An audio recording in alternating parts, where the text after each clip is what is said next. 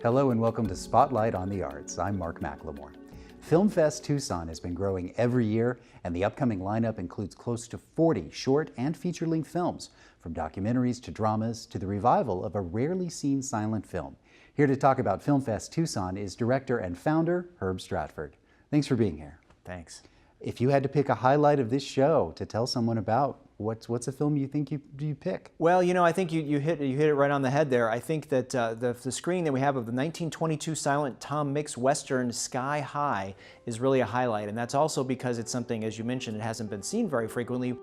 But also we always pair a silent movie that was filmed in Arizona with live music, and so we have Jeff Haskell, the pianist, playing along with the film this year. When programming, what are you looking for? What makes a film something that represents Southern Arizona and part of this Film Fest? So part of it is if I feel like our audience, and I've been in this community for over 30 years, if I feel like it's something that will resonate with our audience that hasn't had a chance to screen here, I also look for things that potentially will partner well with some of the folks that we work with. But it's nice to have that kind of throwback because Arizona has such a rich film history. To find a silent movie like we always do as just one of our film screenings, just because you don't get to see that stuff very frequently. So it's nice to say, oh, do I recognize that background? That was filmed, you know, out at Old Tucson or wherever it may be.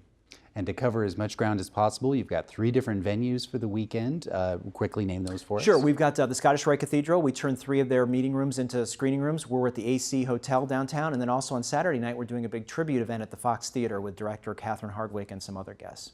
And to increase accessibility, you've also got some free outdoor screenings. We do. We're doing 4 free outdoor screenings on Scott, and those are all documentaries, and they're all kind of food and beverage docs. One about beer, one about tequila, one about the science fair, and one about a young chef. So those are all free. Well, you know, going back to Sky High for a moment again, it really is a moment of frozen time that we see on the screen there, a picture of Tucson as it once was and the desert around us.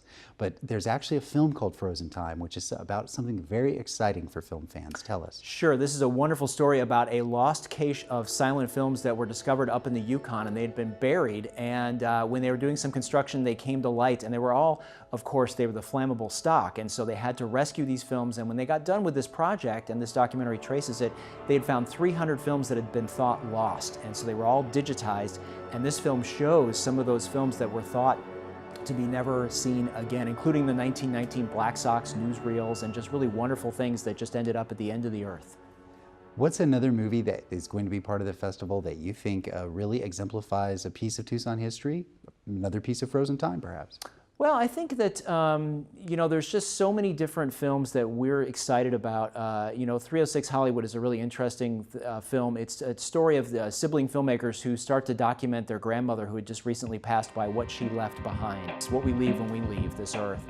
For our next excavation, we set off with a simple goal: bring some order to the chaos. Archaeologists have a name for this. They call them catalogs. The idea is that the groupings, the patterns, reveal some underlying connection, some underlying order. So we make our own catalogs, but we start with a specific kind, and we call them portraits.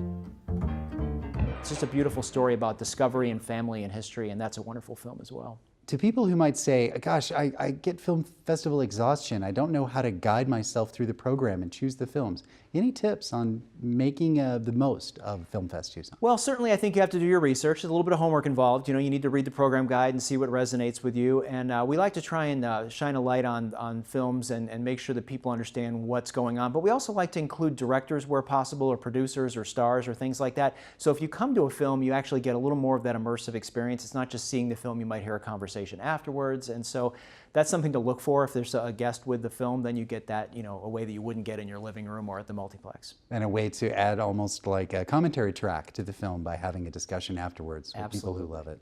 Absolutely. Well, thanks for your time and good luck with Film Fest Tucson. The 3rd annual Film Fest Tucson will run the weekend of October 11th through the 13th. The webpage at filmfesttucson.com has a complete schedule.